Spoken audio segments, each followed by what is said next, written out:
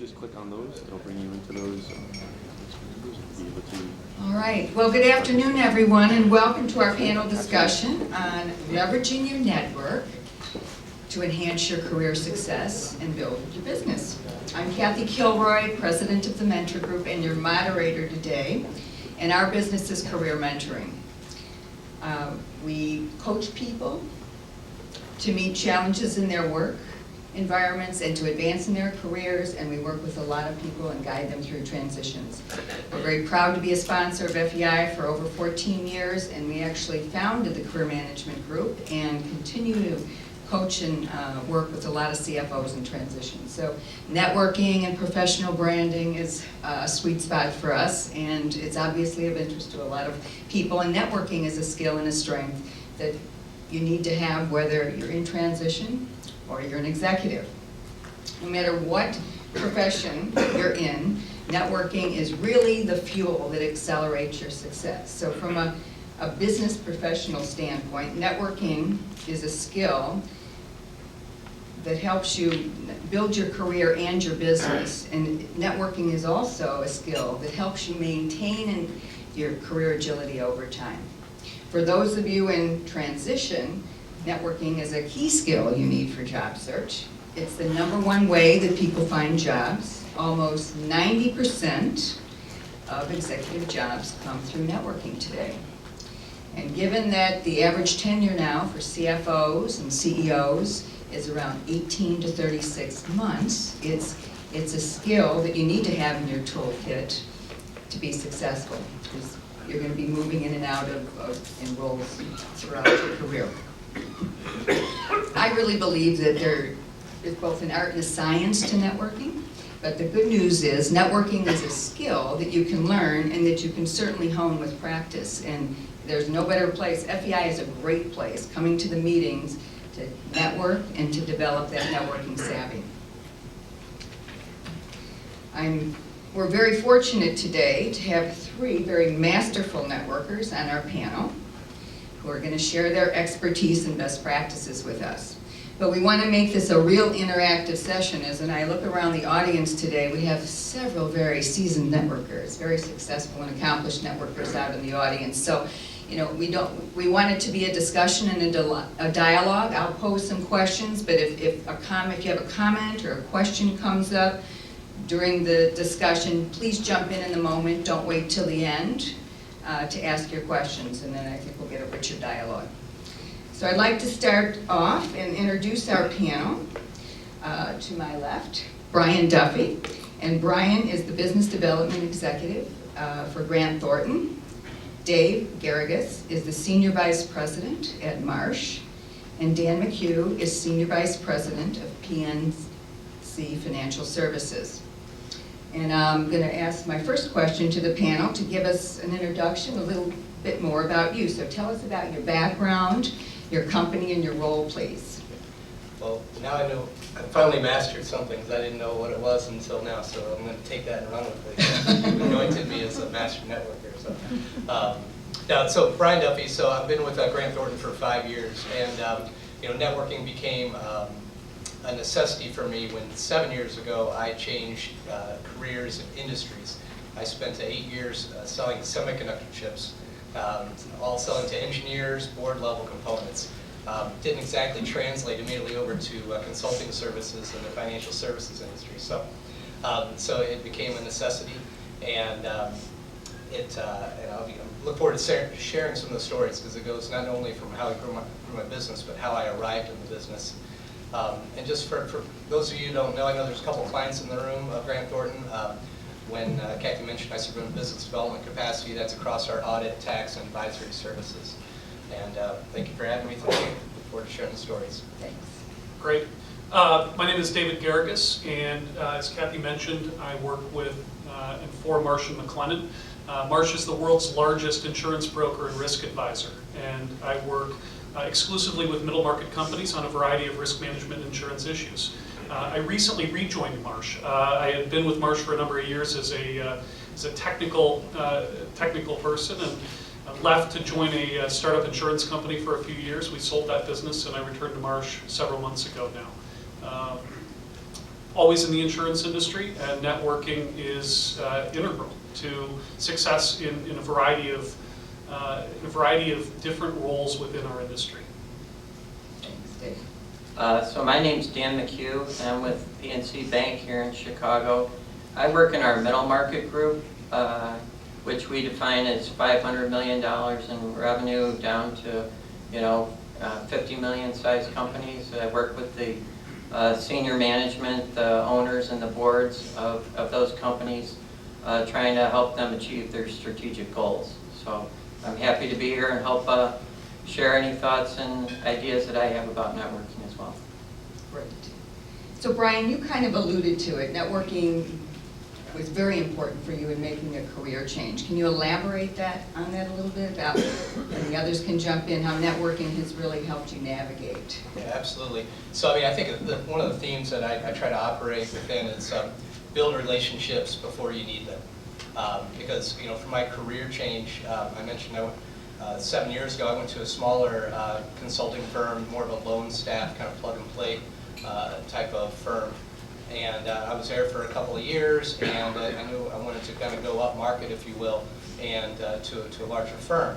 And at the time, I was active in Big Brothers, Big Sisters of Chicago. And the CEO of Big Brothers was a former executive with Baxter, and he retired early to take over Big Brothers. So when I approached him, he got it. And what I approached him with was, hey, I'd like to meet the managing partner of Grant Thornton, who's on your board.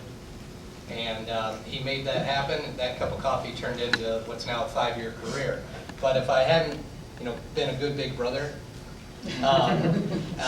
and been deliberate in my ask and reaching out to him, I've made, who knows what direction it would have gone. But it was that relationship and that making that ask that he was happy to do it. And then the onus was on me to, impress the pants off the managing partner. But it worked, and I think that was a good story to kind of put it back in mind. It doesn't always happen, at the water cooler in your office. You got to think about where else are you spending your time, and what are those people, what are their backgrounds, and what are they involved in. Great. Anybody else can share a story? Well, I'd like to just, expand on what Brian said when he said relationships. Networking is always about building those relationships, successful networking, and it's not just have a cup of coffee with 10 people a day and that's it. It's building up relationships over time. And strong relationships mean that you're giving something back to that interaction, that networking event, whether it's, helping somebody meet somebody else, whether it's just generating ideas, kicking around things that somebody might want to, try or something different. But you said building them before you need them. It's building the building blocks of those relationships and making them strong early on. So when there is a need or you're asked to do something, you can help that person based upon that relationship. Well, and I think even taking that a little further, I think many people, when they approach networking for the first time, or even seasoned networkers, they have a propensity to join groups filled with similar and like-minded individuals and go to those groups looking for how they can get something out of that interaction. And I think everybody in this room has taken that first step in joining FEI. This is a wonderful group filled with professionals who have a variety of different perspectives. But when you enter a group like this, you need to think about what can you offer to the other people in the room. And that may not have a direct and immediate impact, but as you build the relationship, that will become more and more meaningful. And the other piece is that your networking shouldn't be limited to just business networking groups. Brian raised a great point, which is through Big Brothers and Big Sisters, he made a great connection. Networking is not just business related. It's joining nonprofit and civic organizations around the city. It's through church and school groups. It's any opportunity where you can network with other interested and interesting people and find out more about what they do on a daily basis and what their needs are. Who are they looking to connect with? How can you help them? And it's amazing what people are willing to do in return. Absolutely. Vicki? you all made the strong point that networking is really about relationship building. It's not about exchanging business cards. And it's developing those relationships, and how you connect with people is really on that human interest side and a personal component first before it's the business piece. How do you network differently internally in your organizations? You're all from large organizations, internally in an organization versus externally in the marketplace. Start off. Sure. So, as you mentioned, I'm in a large organization. My role within our large organization is to pull in a variety of resources, really globally, to respond to whatever it is that my client needs. And so, when you say networking internally, that's a really critical piece of our business. It's how do you understand who is available in the organization, and how do you get their attention at the time you need it and in the way you need it. And I'd say that a great place to start, first of all, when navigating a large business, is start at your local office. Start where you are. Being proximate helps. I try not to eat lunch alone any day. And that sounds like a very basic thing, but it's amazing the difference it makes. Find somebody, grab somebody, and don't grab the same person, but interact with people, not just on a business level in a formal setting, but interact with people in a personal way. Having lunch is a great way of doing that. Having a cup of coffee is another way. But get out there and meet people and interact with people, and you will learn from them and connect through them with other people around the organization. I think externally you need to cast your net wider. You need to look at outside organizations. You need to get involved beyond the four walls of your organization. And so I think it's a similar approach. A consistent theme is building relationships, but it's a wider net than networking within your own organization. Yeah, no, we talked a little bit about icebreakers and getting in, but you think about go down the halls of your organization, people have their head down or don't know each other. I mean, that's the ultimate icebreaker. You already got a common denominator. You all work in the same company, so that should be one of the easiest icebreakers. Versus externally, sometimes you just got to find your way into a group. And events like this, it's very easy, right? Everybody's here, and it's not hard to do. But you're at your cousin's wedding, and you don't really know that cousin that well. It's a different scenario walking up to strangers, right? But I think internally, just you got to get to know a little bit about each those people as individuals. And even at Grant Thornton, I find myself introducing two partners or a senior manager and a partner that don't know each other, when I found out both of them are diehard U of I fans and grads. And it's making even our the world a little smaller within our own walls. The only other suggestion I would say is with large organizations, when you join one, take advantage of that onboarding period, if you will, and meet as many people as you think you can through that process, because they're going to be really willing to make time for you because you're joining that organization. And then try to keep track of new people coming into the organization, and as they come on board, reach out to them and set some time up to either have a cup of coffee or go to lunch. And it's a great way to kind of continue to build that internal network and not kind of force it. I think that's a great point, and I think that applies both internally and externally. You have a finite amount of time when you make a change to reach out to people that you might not otherwise and say, hey, I'm in a new role, and I could really use your 2 cents on this topic, or I could really use your advice in networking with this group of people. It's a finite amount of time that you can use that as a reason for getting together, but it's a powerful reason when you have it.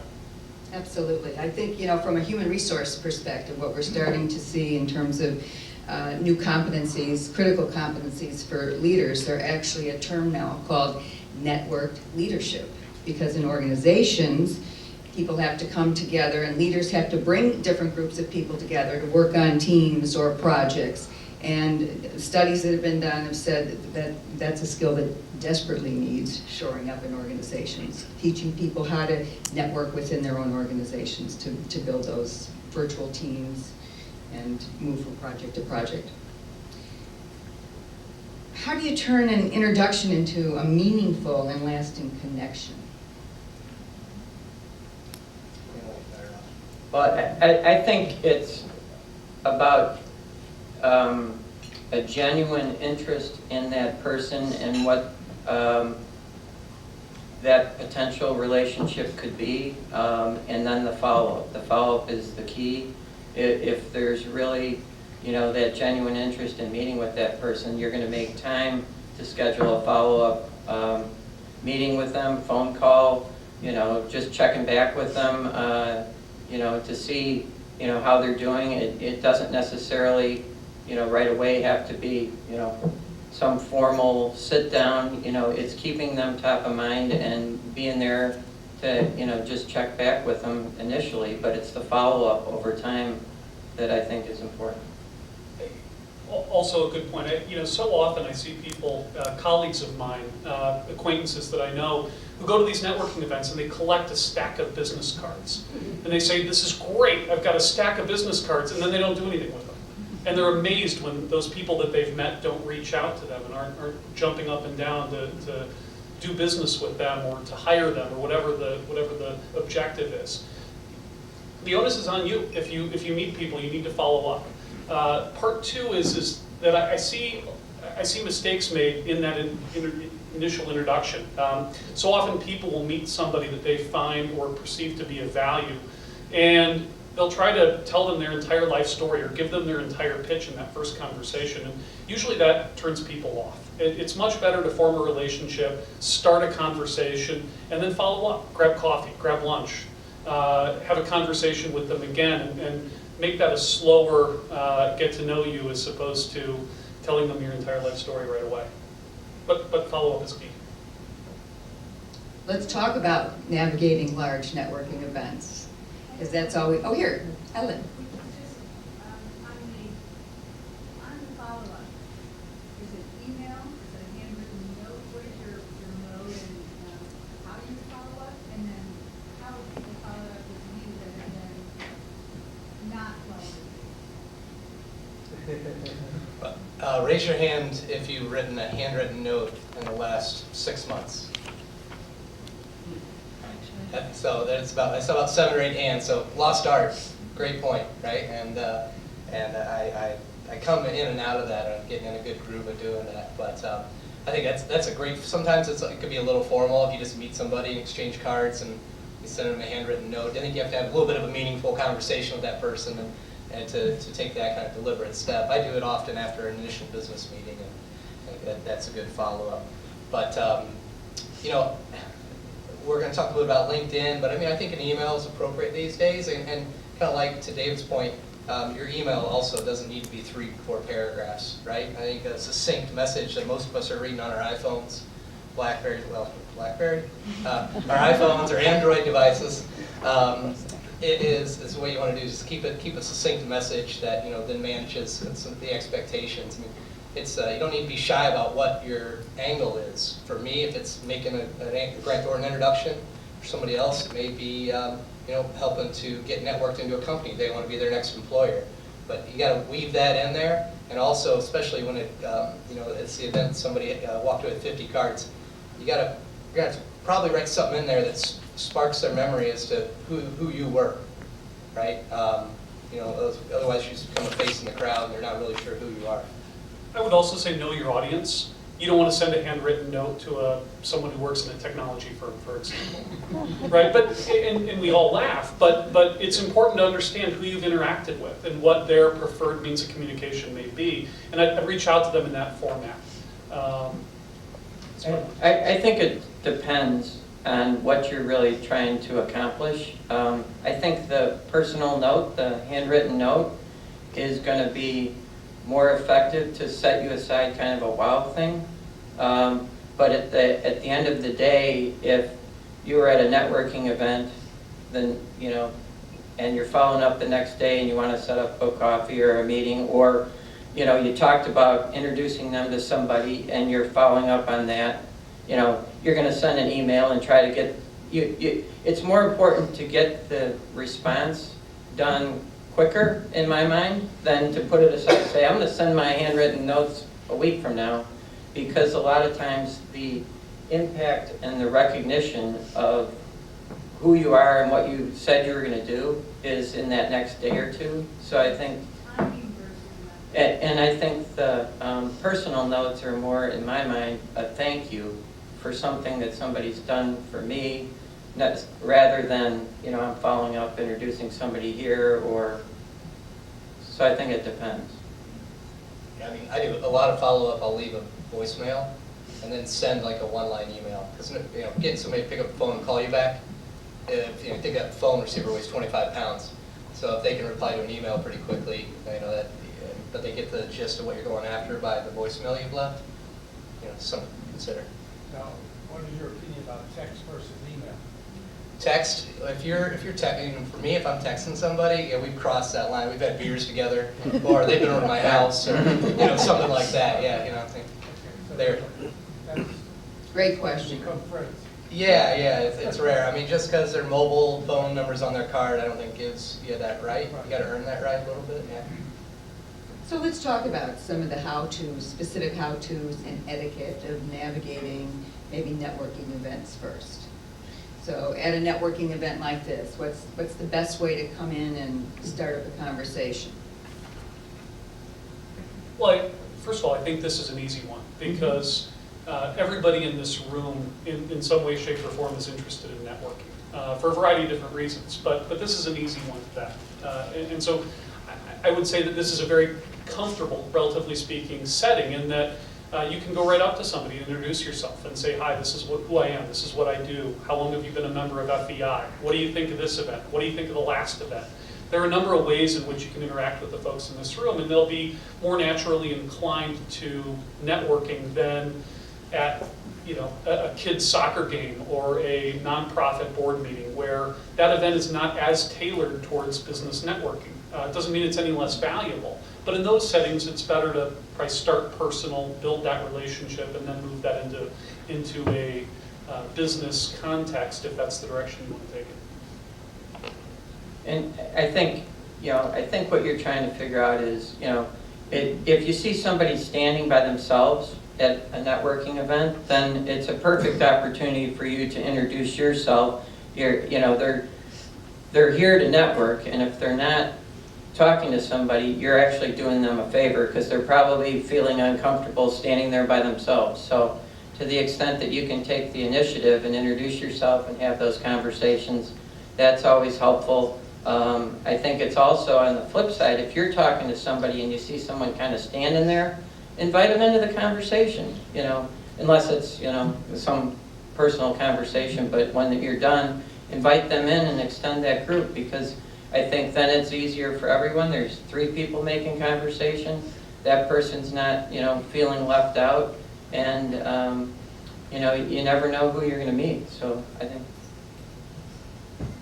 One thing that's kind of hit me a couple times, and I didn't ask or mention it earlier, is one of the ways to really get value out of this chapter 2 is to get involved with one of the committees. Dan just said something that reminded me, and I know when I first started, I was kind of, what do they call them in social networking world, the lurkers, you know, I just kind of came and, you know, hung out, but you know, somebody asked me to join the programming committee, and I've been on the programming committee now for, I think, about 12 years. I love it. I've done other things at FEI, but I always kind of have my pulse on that programming committee. It's a great way to meet people, and you know, people like these guys have been saying, outside of just, you know, hey, where do you work, what do you do, you know, from, you know, different events over the years and stuff. So I'd encourage everyone, if you really want to get the most out of FEI, think about joining one of the committees. It's a great point, Marty. And any other professional organization, that's how you narrow down your inner circle, really, is joining and participating in groups, and then you can really connect with people easier. And one thing on the large, you know, events, or just events period, about if you want to get really tactical about networking, is, you know, if at all possible, so you're going there to find out maybe who's going to be there, or you can even look at the sponsors, you get an idea who's going to be there. I mean, I've gone to events, I mean, this is just being an honest story. There was an ACG event, and I wanted to meet the Walgreens corporate development director who was getting an award. I knew he was going to be there. I knew who I was going to get. I didn't need 50 cards that day, I needed 1, right? And I got it and I left. I didn't even have the soup. but mission accomplished. And a month later, we had the meeting, right? But I think if you go and you know what companies you want to meet, this starts getting to sales, I guess, and maybe away from networking. Same vein, but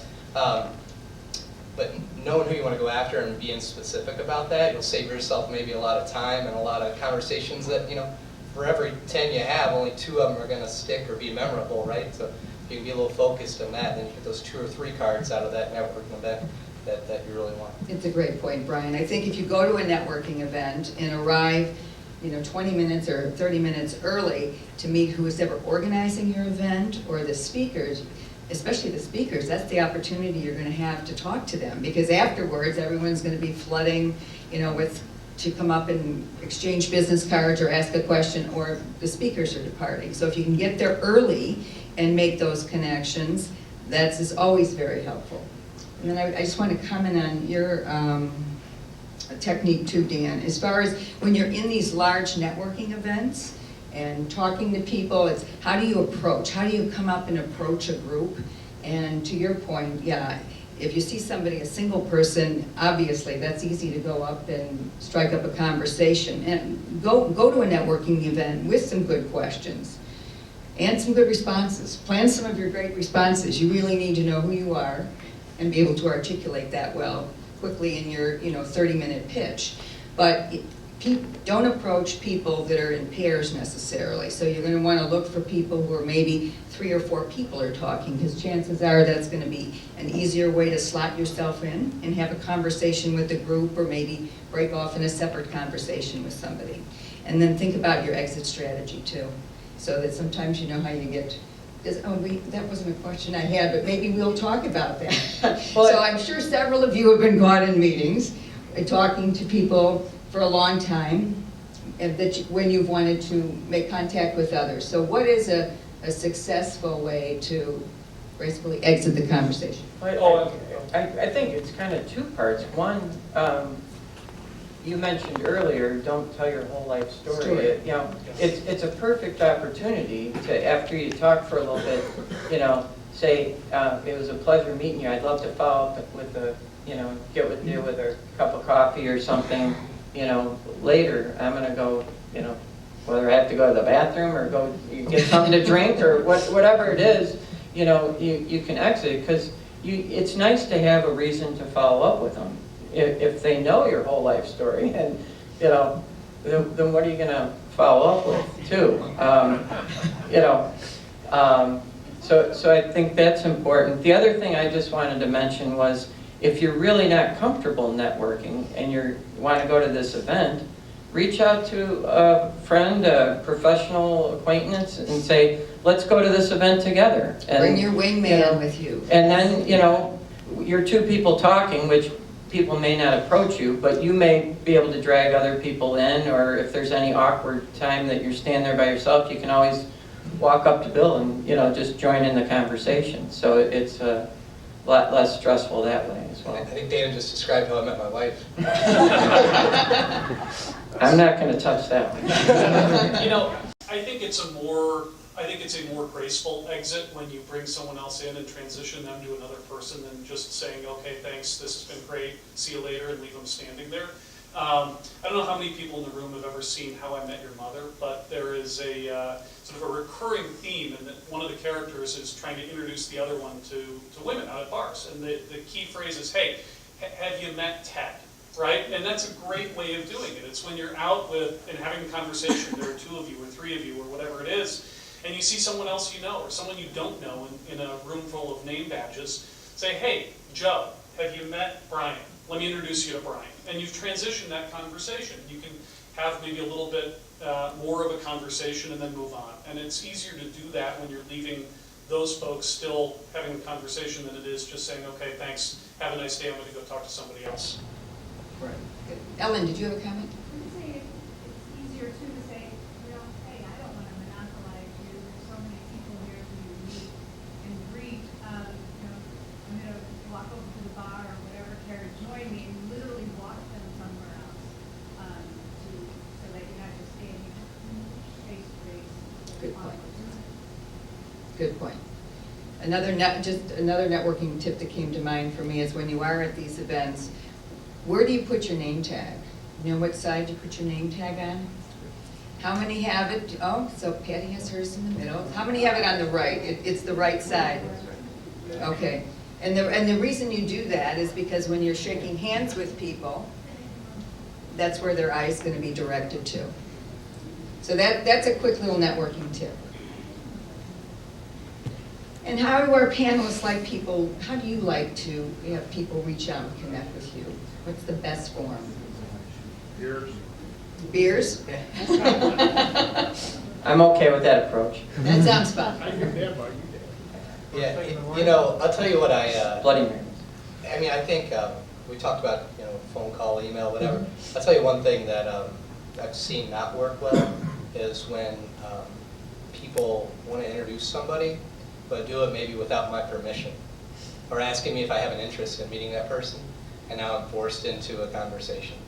Or the person comes with, you know, I can think of one in particular that I was introduced to somebody who sells life insurance in the spirit of networking. And hey, you know, calls on these companies and executives, maybe you got some overlap. And I didn't really get asked if I wanted to meet this person. And I just got this combo email where Brian meet Joe and Joe meet Brian. You guys should connect. And then I went and connected with Joe, and it turned out to be talking about my risk profile for my family, and have I thought about annuity, and I was a little bit blindsided by that, right? So I mean, I went back to my mutual connection and passed that backwards a little bit. But I tell that story just to think about, make sure that, you know, it may look good on paper, but make sure that both sides really want that to happen. And you know, it's a nice thing to do a lot of times, to connect two people that maybe you'll get no direct benefit from, but they should meet, right? That's part of what we're talking about today. Right. But you know, just be careful about it, because I'd rather somebody tell me, no, I don't want to meet, you know, I don't need to meet, you know, somebody in that line of business right now, than to, you know, have an awkward conversation on the other end of it. Absolutely.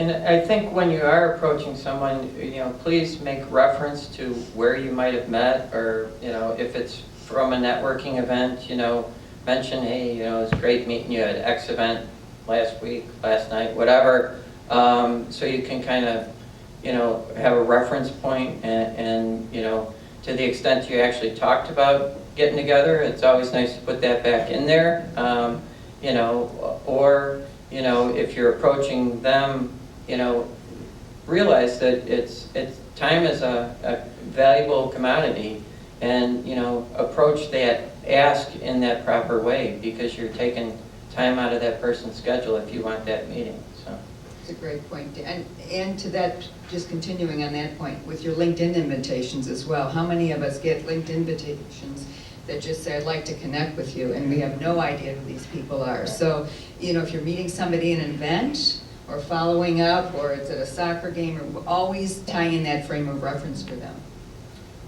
and always try to have something that you can give back to that meeting, that connection, or, you know, come prepared to offer to help them, or whoever it is, whatever they need. You know, it shouldn't always be one-sided.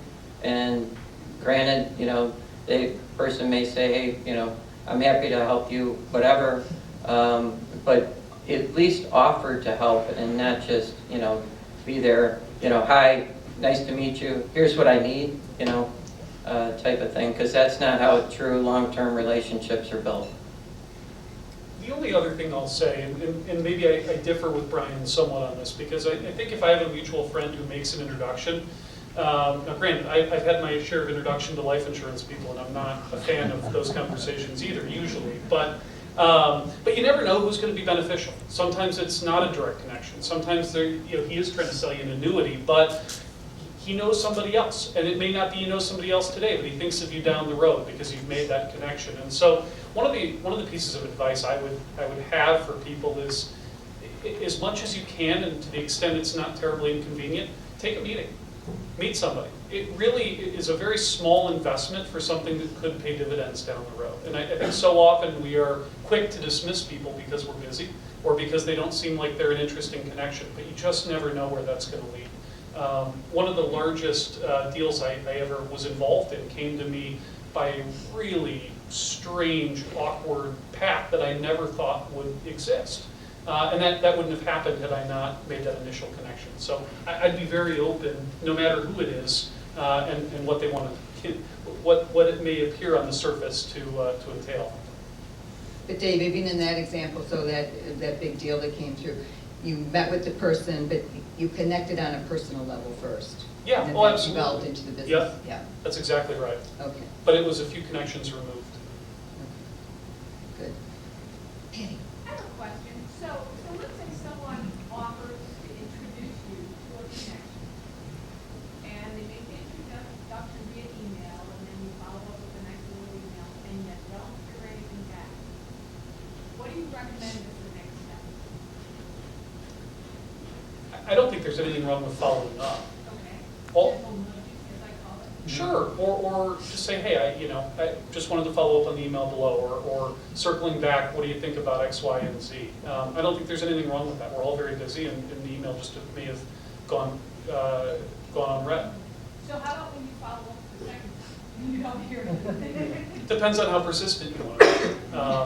I'm probably on the more persistent end of that spectrum, but everybody has a different tolerance. I would think also, make sure, you follow up with the person that made the introduction and get their counsel. How well do you know, do you mind shooting them a reminder or giving them a call, or when you see them next, say, hey, have you met with Patty yet? To reinforce that, or, Patty, another technique could be, I think you want to make it as easy as possible for people to introduce you.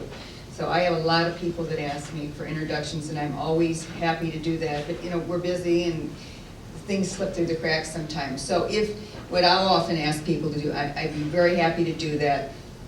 Write me how you would like me to introduce you. It's a lot easier for me to edit than create something, and it'll get done a whole lot faster. So if you can make their job easier, I think those introductions come through a little quicker.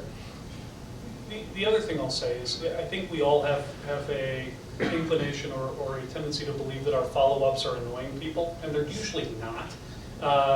When you follow up with somebody, when I get followed up with, often you're appreciative of the fact that they followed up because you'd intended to and didn't. Right. And so it's not always a bother. It's often that people appreciate the fact that you're following up with them because you failed to reciprocate. Questions?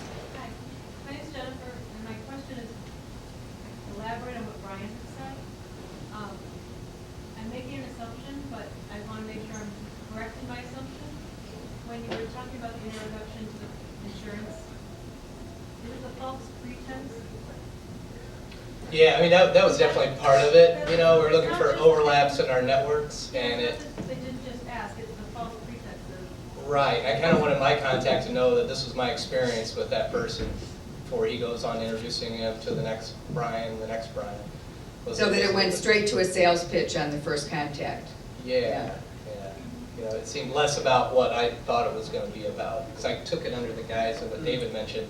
Hey, I'm also in business development, you are, so I'm thinking about that, and I'm like, I can see where maybe the person would be overzealous yeah, in trying to do what they need to do to achieve their goals, but at the same time, if your friend introduced them and didn't give you a heads up of, hey, they might want to sell you this, or hey, that's, Right. that introduction is not genuine. right. No, trust me, I appreciate the hustle. I know what the guy was trying to do, and and I get it, right? And that's what he's trying to make a living. It's just, like I said, it was the pretense of why we were meeting and what it turned into being. And there was no follow-up afterwards, but on his part, because Because you said no? Because I wasn't an opportunity. I wasn't an opportunity for him in the immediate. So he wasn't interested in building a relationship? Yeah, business if there had been relationship. some follow-up after that, maybe I'd tell a different story today, but it seemed a little contrived in that case. Did someone else have a question or a comment at the back table? No? Okay. I could make a comment. On the follow-up, the follow-up's great. What's the timing around prospective follow-up? A week, every single day? What do you feel? Depends on the urgency of the message. timing on follow-up, just general like introductions and things like that, kind of what Patty mentioned? There's a couple, yeah, you made a couple comments a bit ago about, it's okay to follow up.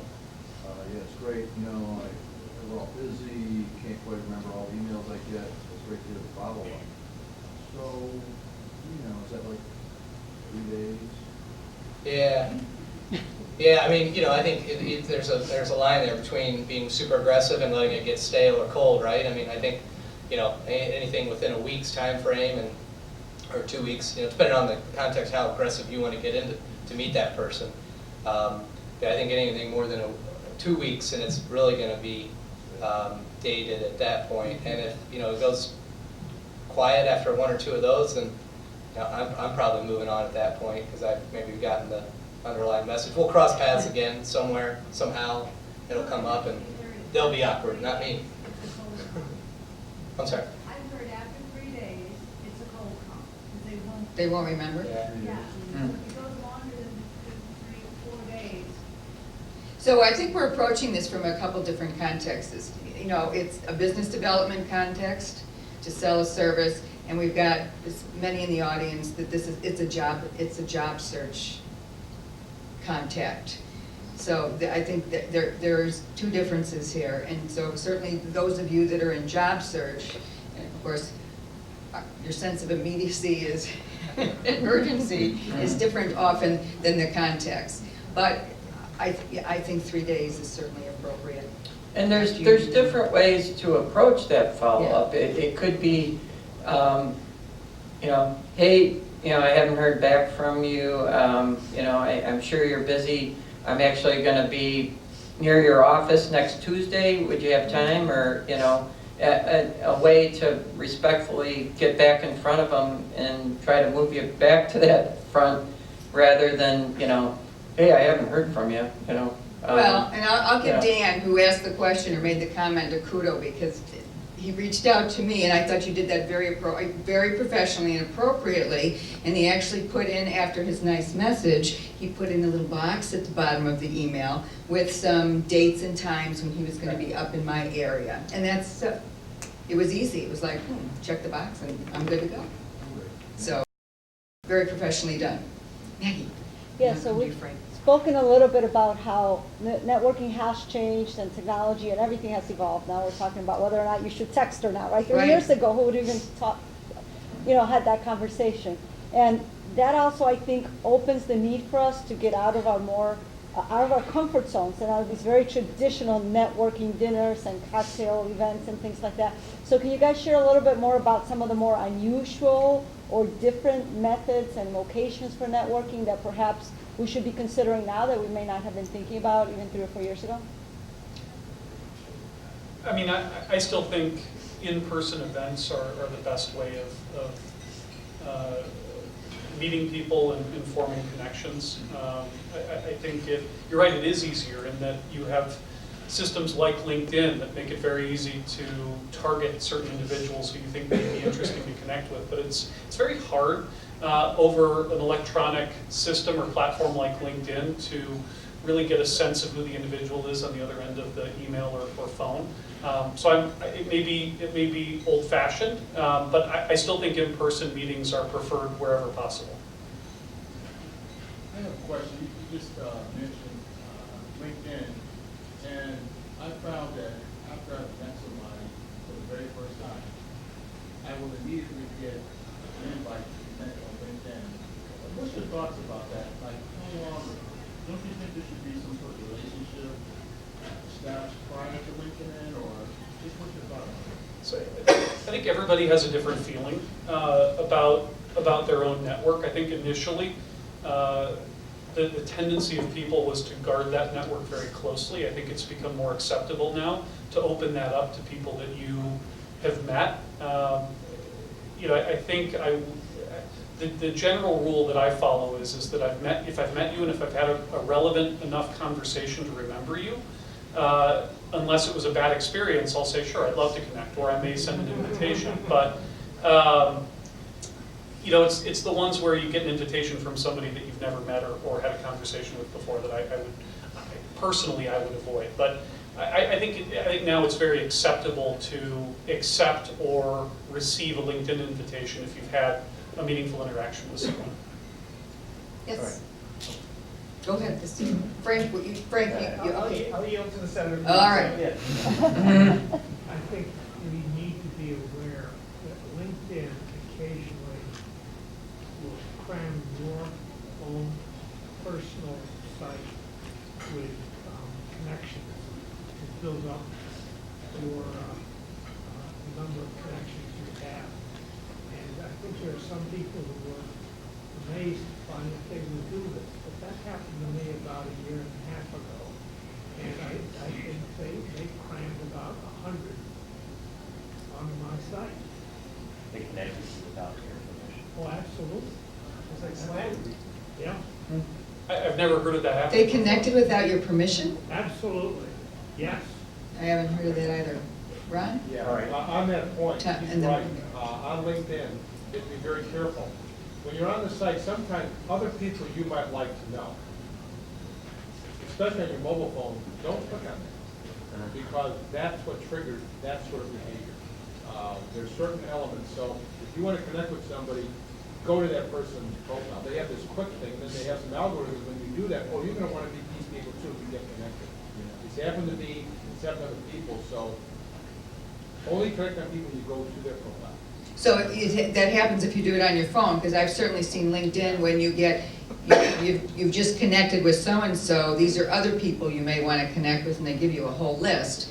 And if you don't know them, you shouldn't connect, but if you do it on the phone, it automatically populates it. It can populate Wow. people that you should know, and then Didn't they know say, that. well, I don't know you, but yeah, you get that. But my understanding is that it still requires an offer and an acceptance to form a connection.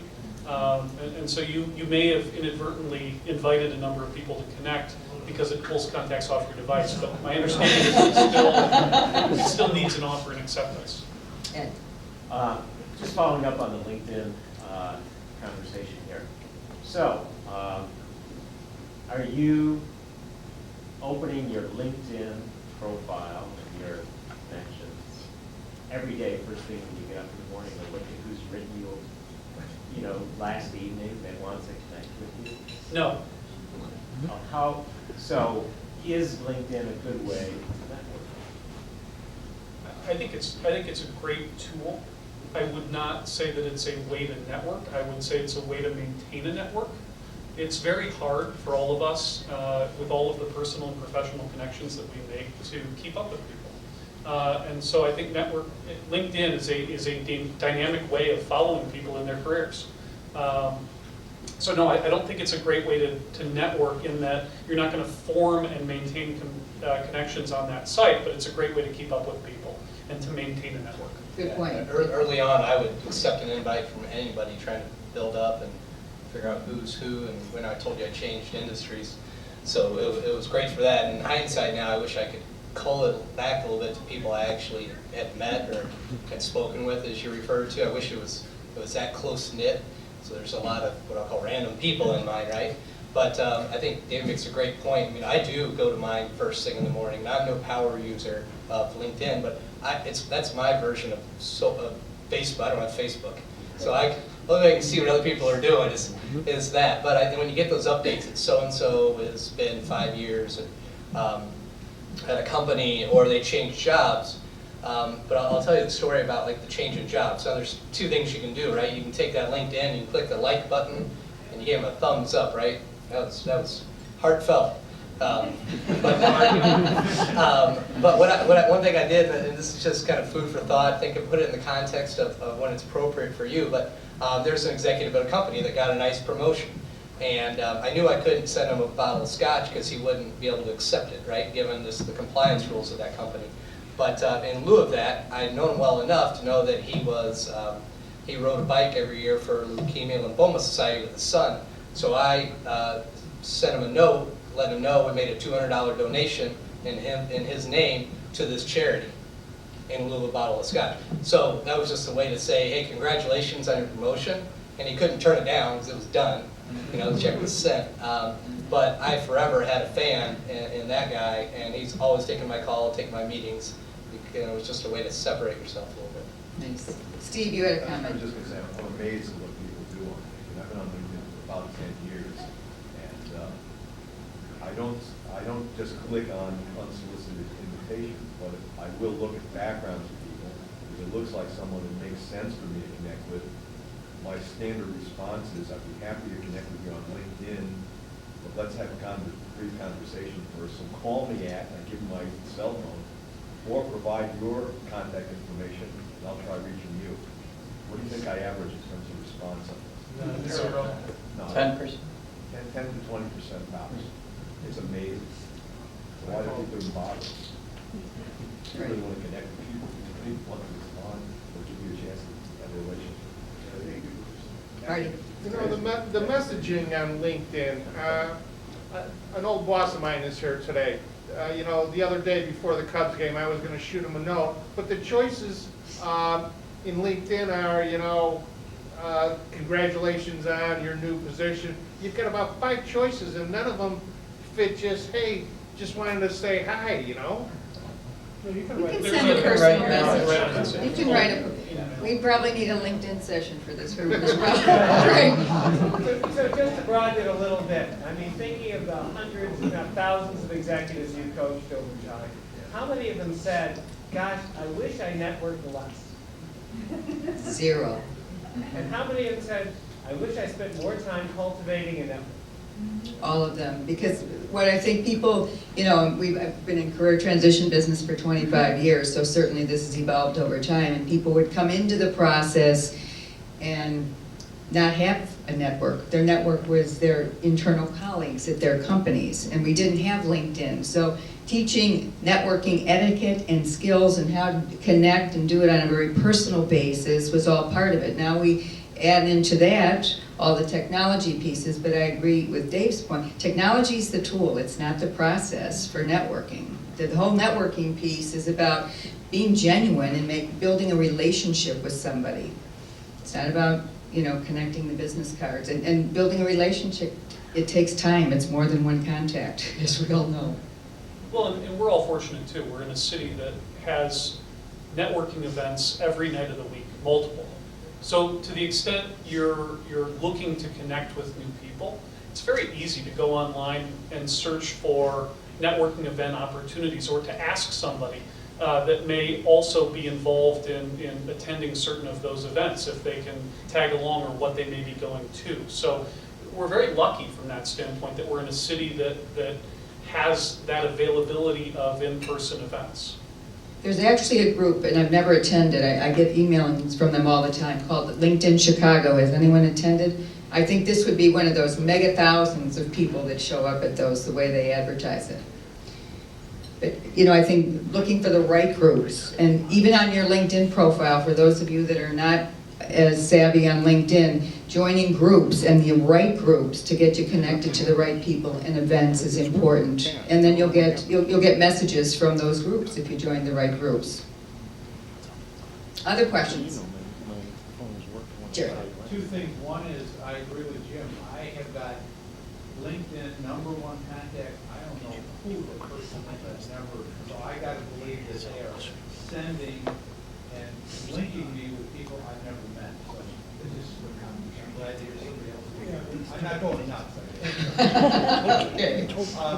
The other thing would be, any advice, now, I'm trying to characterize you down there, so if I don't quite do it, but I look at you as, you're all business development, and then once you find a client, then you would maybe hand off to the accountant, to the insurance technician or broker, let's say, versus someone that either has a full-time job as a CFO, or maybe you not only do business development, but you also have to produce the deliverables. So you go in and you do a project, and you're always looking for your next hit. Is there a difference in terms of maybe the number of people you're trying to develop a long-term relationship with? And if so, is there, you know, do you try to touch them every 3 months, 6 months? I'm a numbers guy, you can tell. But Sure. Yeah. So, you know what? So I fall in the category where I am involved in business development, but then I'm also involved in the deliverable and the ongoing account maintenance. So, so that's helpful from the standpoint of when I'm in a sales role, I'm the one who has to deliver on what I'm saying. It also means that I'm the one that has to interact with that person. So it changes, I think, the context somewhat in that if I encounter somebody I genuinely don't like, I move on and I choose to not deal with that person. Whereas somebody who's in a pure business development role might be fine with that person because they can pass it off and it's somebody else's problem. So I think it does change in that context. But you know, I don't know what you guys think. I would, our model is very similar. You know, I work on some business development stuff, but then I manage a relationship and bring the, you know, services of the whole bank to that client. But with networking, you know, it's not so much necessarily as who the next client is. You know, it might be the best, you know, niche ERP system implementer that I can, if I meet that person and know what they can deliver, I can help my clients when they're, you know, having this challenge or whatever. It's not so much always the next client per se, but it's building up a network of resources and relationships that I can bring into different situations depending on what the need is. It may be, you know, meeting a new client, but it may be helping clients, it may be putting them in connection with new clients themselves or different relationships depending on what the need is. And you know, I think that hits on another point, which is networking isn't always or shouldn't always be with the end goal of directly doing business with somebody. I think overall perspective is very good. So it may be that you meet somebody who you never do business with, but they're an interesting person with an interesting perspective, and it broadens your perspective and makes your conversations with your clients or others that you have a relationship with more interesting and more meaningful. And so I think networking shouldn't just be limited to trying to form a direct business relationship. Network, it really is about giving and being genuine. So, and having that kind of pay it forward mentality. So going into building a relationship or having a conversation with somebody with no expectation that there's an end result in mind other than just getting to know this person. I met with Ron Root for the first time last Friday, and he introduced me to a concept that I had thought about but did not put a label to, and that was ambassadors. And he was talking about how the people that you've known the longest and have the deepest kind of relationship with you may be helpful in transition or other types of business relationships. And I was just wondering, you know, out of your contacts, how many of those folks do you think of as ambassadors that, I won't use the language and go back to the well on, but they're people who consistently either introduce you to new people or put you in business development opportunities? And how many of those do you have in your thousands of contacts? Sure. So, I mean, I feel very fortunate to have several people who I would consider advocates, if not ambassadors.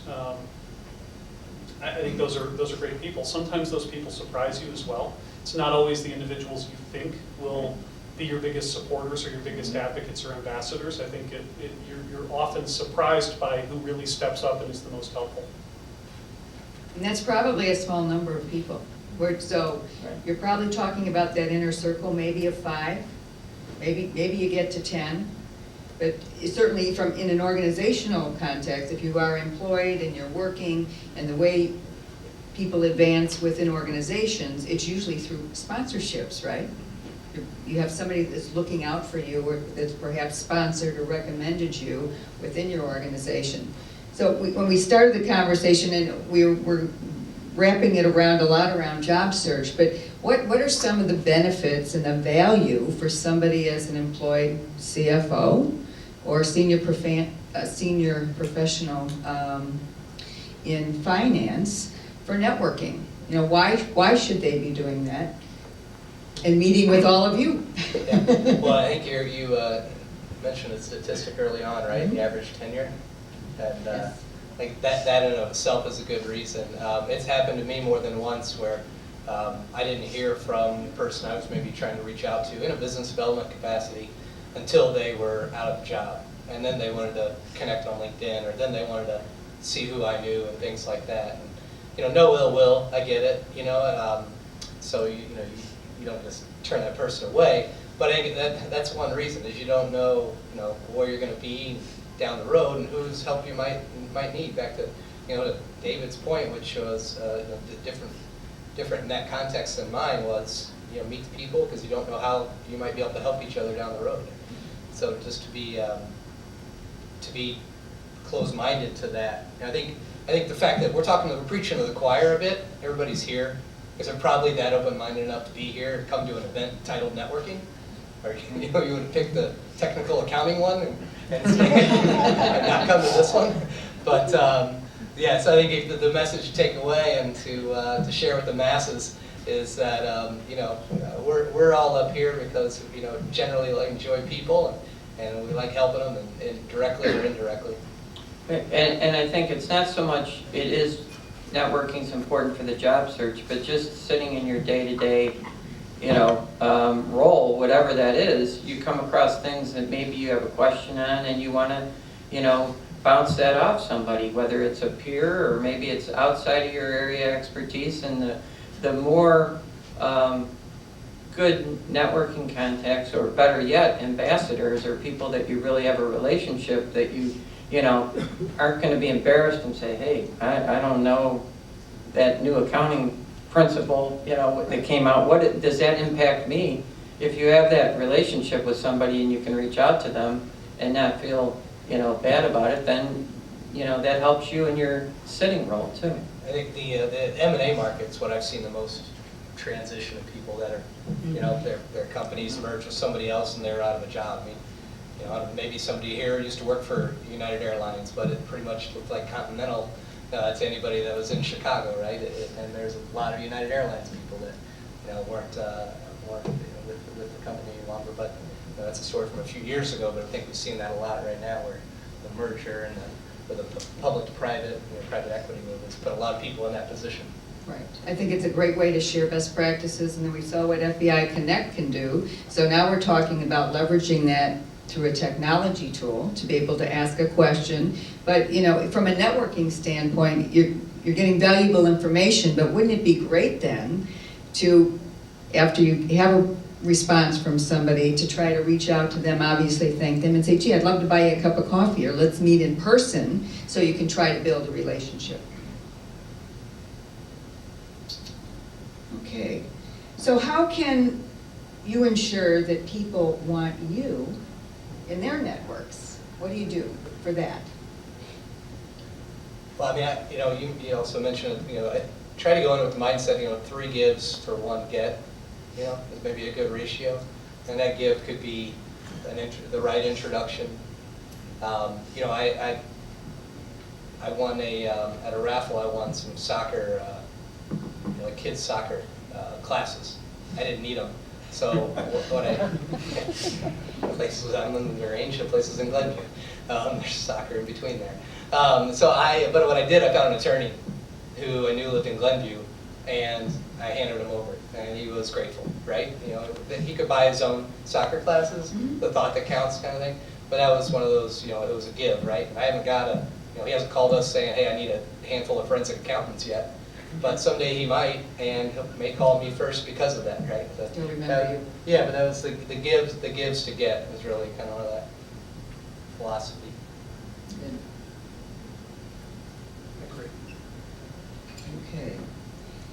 Back to the tactics for a minute. Do you have a system for managing your contacts and for staying in touch with people, especially in a business development role? We know how important that is for you guys. I mean, the way we approach it is, from a business development standpoint, we have certain key companies that we're focused on. But, from a networking standpoint, I don't necessarily just spend my time in that area. It's really about genuinely wanting to help people and meet new people that can be interesting to me. And so I think,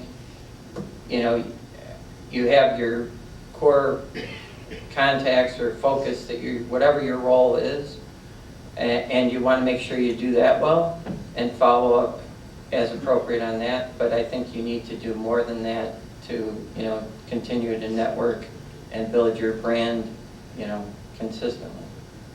Great. I should do a better job of it, but one way that I've heard that has worked for other people is to maintain a list of your contacts who you would like to have somewhat regular contact with. Call it your top 20, top 50, whatever that number is for you. But just to scan that list periodically and take a look at who you may not have talked to in some time and use that as a prompt to reach out. Again, I don't do that myself. I probably should. I tend to rely more on other promptings, but I know a lot of people who view that as a great way of doing it. What are some of your biggest networking turnoffs? I think I've shared mine. No nudies. And that sounds so bad too, sitting up here and saying that and everybody laughing like, yeah, that's the guy that doesn't want to meet somebody. That's not it, right? Similarly, I think it's the person who comes at you hard and fast with whatever their pitch is and doesn't stop. I just think it's when somebody approaches it all one-sided, here's what I want, can you do this? That's not really the way a relationship starts in my mind. I have a second one. I just thought of it. No, honestly, it's when somebody says they'll do it and they don't. It does drive me nuts. Like, and you follow up and say, hey, Dave said he's going to introduce me to Dan, and he knows I want to meet Dan, and then it just never happens. And because maybe he doesn't know Dan as well as he thought he did, or you know what I mean, or maybe he misled, or just got riled up and thought he could make it happen, but then changes his mind. I'd rather somebody come back to me and say, hey, you know what, and give me a reason why not, or just a radio silence on that. So don't overcommit anything to make something happen for somebody unless you're comfortable following through or follow up and let them know you're not going to do it. But that hanging out there thinking something's going to get done is isn't a great feeling. That works both ways. Sometimes somebody reaches out, you go out of your way to make this connection or whatever it is, and you never hear from them. Right. Thank you, or what can I do for you? So it's both ways. Sure. Frank? You're all as too busy as everyone else is too busy, yet you all volunteer time for nonprofit organizations in a lot of different ways, like right now. So why do you do it? I mean, the nonprofits I'm involved with, it's not for networking. It's because I'm passionate about the cause of the organization, or feel compelled to give back or engage in civic activities, whatever the case may be. But I try not to make networking the reason. I try to make it a byproduct. It's funny. I think the higher someone is in an organization by title, the quicker they seem to get back to me. I was on the phone the other day, and we had tickets for the Cubs game. And I'm like, I'm going to invite this executive chairman of a publicly held company downtown. I emailed him and I said to the partner on the phone, I'm like, I bet he gets back to me before we're off this call. And he did. Couldn't go. That's fine. But but if I went to the manager in the finance department, I'd make it an answer 2 days after the game. So that's a one for the sales guys out there. We really appreciate even a no, a quick no. It's better than But it's funny how I don't know if you guys agree with that, but the more senior the executive, they seem to have a greater deal of respect for people reaching out to them, and even if they have a great way of exiting conversations as well. Good. Any other questions from the floor? The only other one we threw in here, or thought about, because it comes up often for folks, is any advice you might have for different personality types, introverts versus extroverts, in terms of approaching the networking process? Well, I think what I kind of mentioned earlier, if you don't like doing the networking, grab a friend and do it together is a great way to do it. I think the extroverts, I think it's more of a time. They enjoy people, and networking's not as much of a challenge for them. But I think on the, I think the thing is having a passion. If you're gonna go network, try to find a group that you enjoy, or that you have some reason to be there. other than, it's just, what's going on Thursday night, If you can be passionate and get involved in committees or join FEI or, those things, I think that's always helpful, because if you're passionate about something and interested, you'll be more genuine about it. And I think listen and ask questions and be genuinely interested. Make sure the conversation is two-way, that you're actually engaging in something that is interesting to the person you're interacting with and not just to yourself. I think that's a very basic rule, but I think it's good advice nonetheless. Yeah, I mean, I just think don't try to overdo it. A little bit done well and thoughtfully, it will go a long way. Good. Okay. Well, good discussion, and we appreciate your time and all your advice. And just in summary, I was making a couple notes as you were speaking, and so a couple of the key takeaways for the group might be: build relationships before you need them. The best networking really comes from genuine relationships. It's not a business card exchange. We talked about making friends versus just with contacts, and it's quality, not quantity. Sometimes it's much more valuable to develop that 4 or 5 relationships, particularly at an event like this, versus trying to meet 50 people and collect business cards. Be genuine and generous, and do not expect anything in return. I think that's a huge piece of it. So that if you think of it that way, then you're not psyching yourself up for coming out to an event like, oh my God, I've got to jump into the networking game and we're put on my networking hat. Then it's work. It puts the work really in networking if you approach it that way. Relax and be yourself and be approachable. Listen and ask good questions. Pay attention. I think, at events like this, another helpful thing to do oftentimes is if you're meeting somebody new, I know what I do immediately if I get their business cards that night or as soon as possible, I'm jotting down on the back something we talked about or where we met, so that I'm remembering, so that I can follow up with them appropriately. And share ideas and contacts. The best way to grow and expand your network is to make introductions for other people. And let's see. Always ask permission before you introduce someone. I thought that was a good one too. And then we talked about a number of strategies for LinkedIn, and that's a whole different topic. But I think there was great comments from the audience as well on how to use LinkedIn. So we have a few minutes, probably like 5 to 10 minutes here, and I want to ask, has everybody introduced themselves to everyone at your table?